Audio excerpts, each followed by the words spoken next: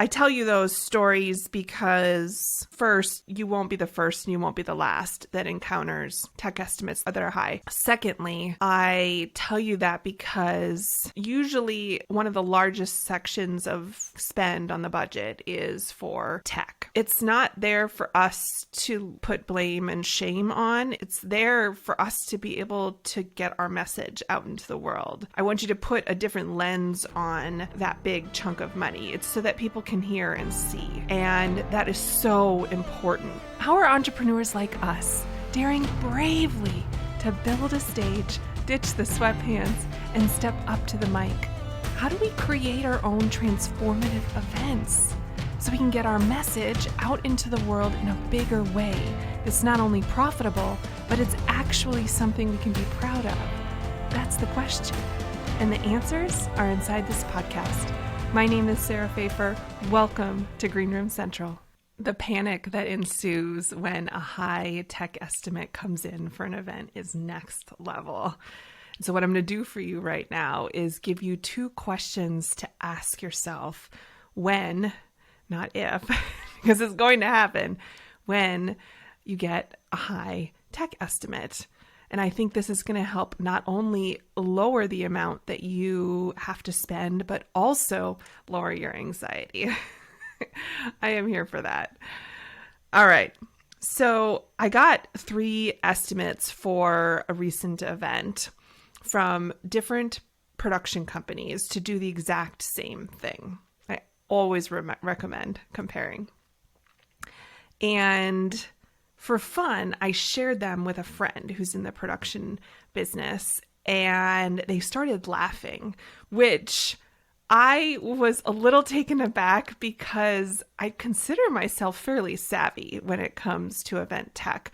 I've been around the block, and I've actually had my curiosity pay off. I ask a lot of questions, and so I kind of know the lingo and, you know, what's nice to have stuff and what's have to have stuff. I consider myself a fairly savvy consumer when it comes to event tech. So they were laughing at this one particular estimate, and it made me want to know what is going on here. And they said, well, it's kind of like if the company that you hired decided to send a helicopter to take you to school instead of a school bus or having you walk, since it's only a few blocks away. And I was like, oh, okay, so it's over-engineered. And they're like, yeah, way over-engineered. And I tell you that story because I think it's really easy to get conveniently confused when event tech estimates come in, because there's equipment names or line items that just are out of our normal realm of vernacular lingo. And so it feels hard. And then it also feels, and then kind of fear sets in because we don't know what to do next. I think it's easy for that to happen. And then it's also easy for an event tech estimate to come in for something super simple, like a screen and some internet and a microphone, and have it be so high and you're at a fancy hotel because, and that's why it's high. And you know, there's nothing to do about it, and just freaking out again. And so I tell you those stories because first, you won't be the first and you won't be the last that encounters tech estimates that are high. Secondly, I tell you that because usually one of the largest sections of spend on the budget is for tech. It's not there for us to put blame and shame on. It's there for us to be able to get our message out into the world. I want you to put a different lens on that big chunk of money. It's so that people can hear and see. And that is so important. I can't underline enough how important it is for people to see and hear And when they can't, or when it's challenged because the right equipment isn't in the room, or there isn't enough support to dial in the equipment that you do have, I'll tell you, it drops engagement in a hurry, and you don't want to put yourself in that position at all. It's a big deal to ensure that people can see and hear your stuff. Transformation can't kick off if they're not engaged because they can't hear well, or they can't see the board is what I'm trying, what's in my mind, which is kind of like back at, in school when you're like the teacher's writing on the chalkboard and you can't see the chalkboard well enough because maybe you're sitting in the back of the room and they're writing too small, and then you're like, I'm out. Although I was probably out before I even walked in the room. I digress. So I want to give you 2 questions to ask so that you can feel empowered and in good energy when event tech estimates come in high. And again, I said when, not if. It will happen. So the first question I want you to ask yourself is, do I need it? Write that down. Do I need it? And the base, the underlying question behind that is, have you done a thorough needs assessment of not only your own needs, but of those of your guests? Now, I outline this in detail, like exactly what you have to ask inside of Live Event Academy. And I don't think we have enough time together today. And I think it would be a little boring if I read it to you right now. But I'll give you the high level, which is asking yourself and your guest speakers and your team, what's a have to have and what's a nice to have. And in the categories of internet, power, equipment, labor, and even duration, even number of hours that this stuff is needed. And when you have that information, it makes it so much easier to then go to the second question, which is, what's it for? So now that you've gotten this event tech estimate from the hotel or from your production company, the question that you should be asking is, what's it for? Write that down. Number 2, what's it for? I want you to get curious. I want you to have curious not only in the space of getting multiple estimates. I think that's so important. And yes, you have options. Even if you're at a hotel, you do not have to use their in-house AV. You can bring in your own. And yes, sometimes, often, it may even be a lower cost and a better experience for you. So it's worth exploring getting multiple estimates. I always recommend doing that until you find a vendor you know, love, and trust, and then feel free to use them forever and not have to go through the effort of putting your event tech out to bid. But until that happens, I want you to get multiple quotes, and then I want you to be curious and ask questions about what's on there, because you're going to see, again, like I mentioned earlier at the top of this episode, you're going to see line items for equipment or even labor roles that you don't understand. You may see labor hours, or even equipment rental hours or days on there that you're not understanding. So ask the questions, and not from a place of you're attacking them because it's on there and you're really pushing back, but just as a way of understanding, help me understand. Okay, so we've got this thing. What's that for? Or help me understand, why do we need this A2, this audio 2 role?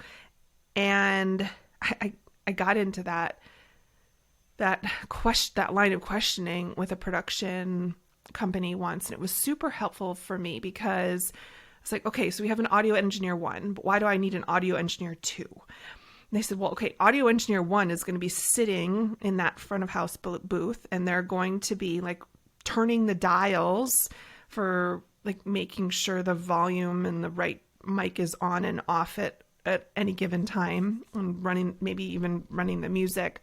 I forget all the things, but like they have a job that's like sitting there at the controls, right?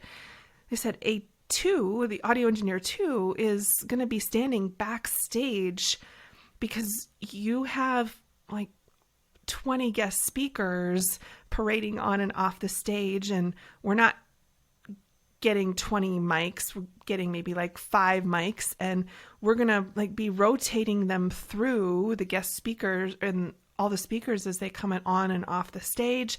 And someone needs to be there to like put it on properly and make sure it's like turned on and not going to be like bumping into pieces of clothing or into their face, and to be there to troubleshoot if they need to go on stage and fix a mic if there's a problem. It helped me realize, well, there's 2 separate audio roles, and they can't be filled by one person. I could have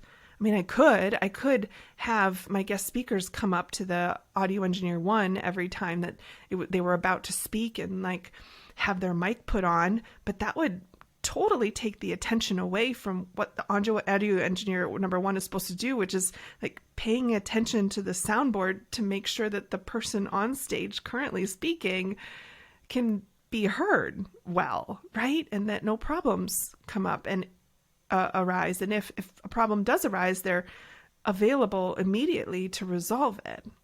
So that was so helpful for me. Because I did the math of like, wow, if I took this audio engineer off, gosh, it would be so much less expensive if I didn't have this particular role. But then once they explained it to me, I was like, oh gosh, of course. Yeah, it's a must. We have to do that. So that's the type of questions that I want you to be asking. I want you to be curious. And because you did question number 1 was answering, do I need it? What's my have to have and what's my nice to have? Then you could have those conversations. And if, a helicopter got slipped in and where a school bus was totally okay, then you'd be able to understand if it was something that could just be removed, right? Because you're asking better questions, right? So we're on the second question, which is what's it for? And I want you to go through all the things. I want you to go through labor. I want you to go through like that example I gave you of audio engineer 1 versus audio engineer 2. I want you to be asking questions about equipment to make sure you're not over-engineered, but you do have what it takes. Like, do we have to have all of those moving lights or not? Like, could we do without them? Because obviously those aren't there to make sure that the person on stage is seen well. It's more for fun. So is that a place where you could save money? And then also hours. Are they clear, and are you clear on what your agenda is so that you have all of the labor and equipment you need for the right hours and not any superfluous time, or gosh forbid, you're surprised at the end with huge overtime bills because you didn't give them up front the most realistic agenda. That will be probably one of your highest areas of spend that can be a total surprise at the end, which is overtime labor. And I don't ever want you to get into that space. So being upfront and super realistic with what you need so that at the beginning, when the estimate is being put together for you, will help you so much. And also be having a conversation with them about, okay, in order to reduce some overtime labor, what adjustments could I be making to my agenda to help us out here? And then the last thing, as you're being curious and asking questions, again, about internet and power and equipment and labor and duration, about hours, is knowing that you don't get what you don't ask for. And you can be asking for a discount. Usually 10 to 15% is customary. If you ask, it's nice to, if you know that you're just going to push the easy button and use the venue's AV, then when you're signing the contract months in advance, be asking for a concession of an AV discount to be written into the contract so that you can take advantage of that. If you just know it's going to be something that you use, then ask up front for that, because I'd hate for you to accept concessions in the contract negotiation phase for things that you don't care about or not going to use, like gift baskets in VIP's rooms or a fancy suite, but you are going to be taking advantage of AV and you could be getting a discount of 15%. So that's important. I also would ask you to have a heart-to-heart with yourself and think, do I really need to have all of this AV? Could I put this on the nice to have for the next event? If money is tight, do you have to put slides up, or could you print them? I know FedEx and Kinko's is wildly expensive for making copies, color copies, but what if, kill a tree also, but what if you printed your presentation and had it at everyone's place instead of renting a screen and a projector or renting a TV or even any expenses along that line for projection? I think you could save more than it would cost to print. So be open to other ways around. Could you bring in a good Bluetooth speaker and connect it to your laptop to play music as people come in?